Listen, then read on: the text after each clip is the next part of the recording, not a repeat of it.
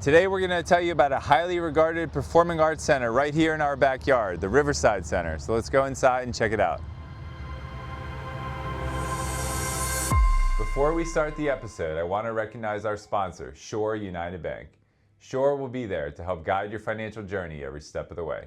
Visit them downtown or at Harrison Crossing. And now, onto this week's episode. Today I'm at the Riverside Center for the Performing Arts off of Warrenton Road in Stafford County.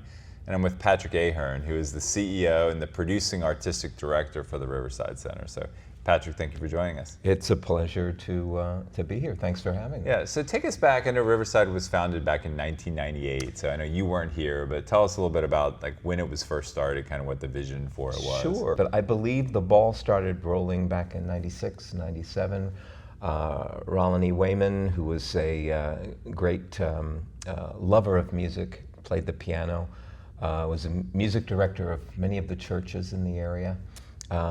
He had a fancy for wanting to have a dinner theater. He put together a group of investors that raised enough of the money, I believe it was probably around $2 million back then, to put this facility up.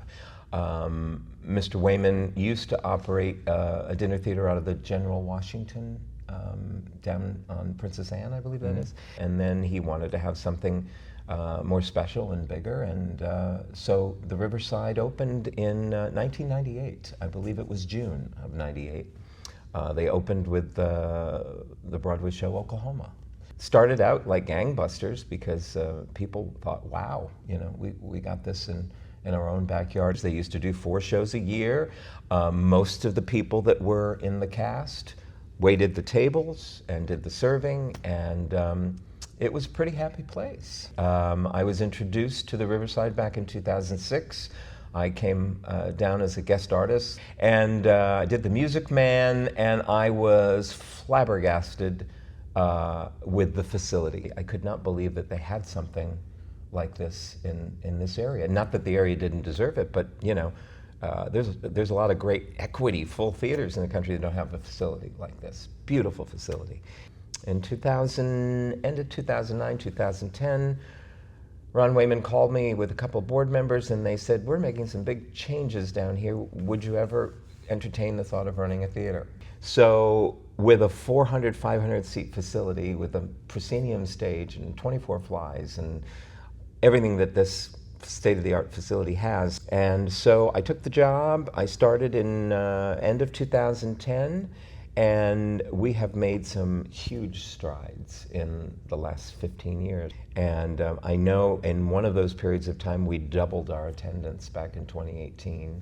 We are bringing in quality performers from all over the country, joined with quality performers from the DMV area and in Richmond area. And we have been acknowledged for some amazing production. How many productions a year does Riverside put on? We do 6 shows a year. Sometimes we will insert an extra, but generally 6 shows a year. Yeah. And then what are the different, you've talked a lot about the musical, the dinner theater, but there's other elements to the organization too. So what are the different elements that you offer here in addition to the productions? Well, of course there's food service. I like to consider us as a quality professional regional theater that allows you to have the convenience of having a meal. We do great things here. There is food service here, there is bar service here, there is a banquet facility that is on the other side of our building from where the theater is. We have our own scene shop here. A lot of theaters across this country do not have that capacity. We have our entire basement of the theater is our wardrobe department. With some amazing costumes down there. So we have a children's theater that was very active in the past years. We have brought it back, and we have done some great shows. We do summer camps for children.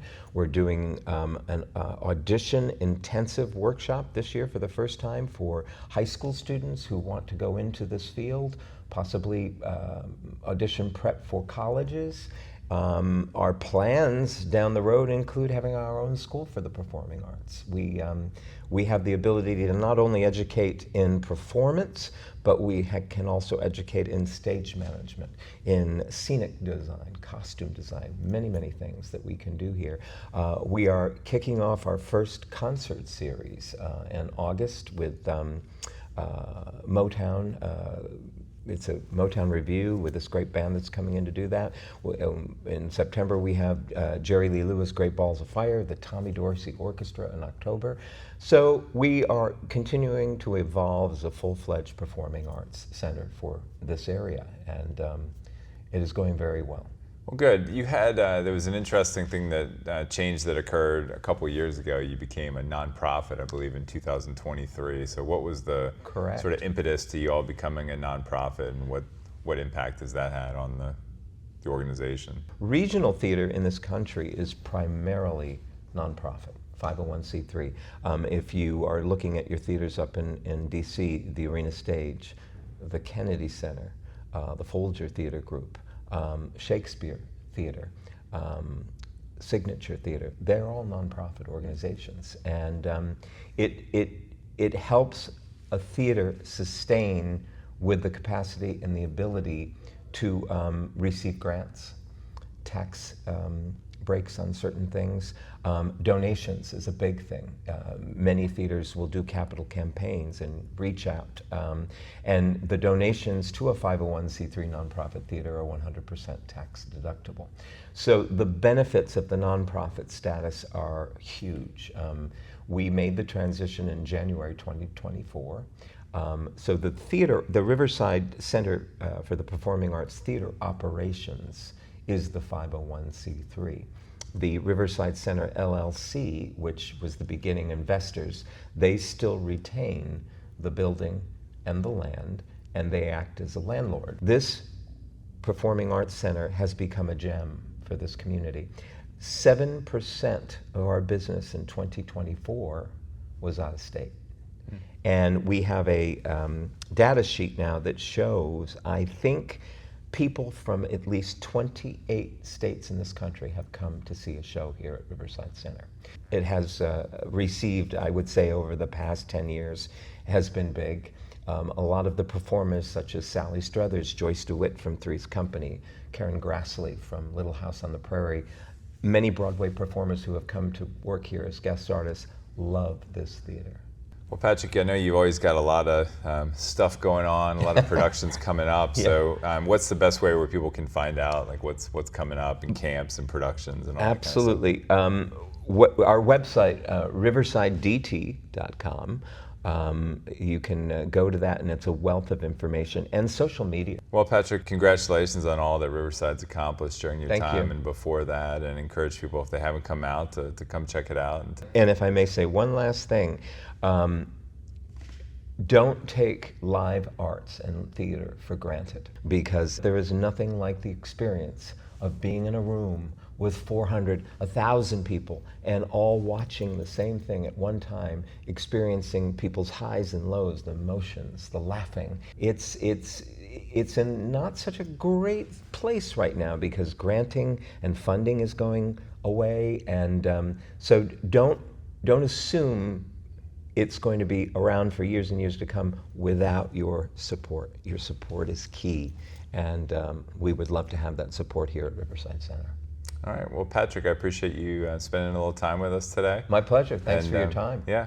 So that's going to do it for this week's edition. We appreciate you watching. Be sure to subscribe to our YouTube channel and our newsletter, and we'll keep you up to date on business happenings here in the Fredericksburg region. See you next week.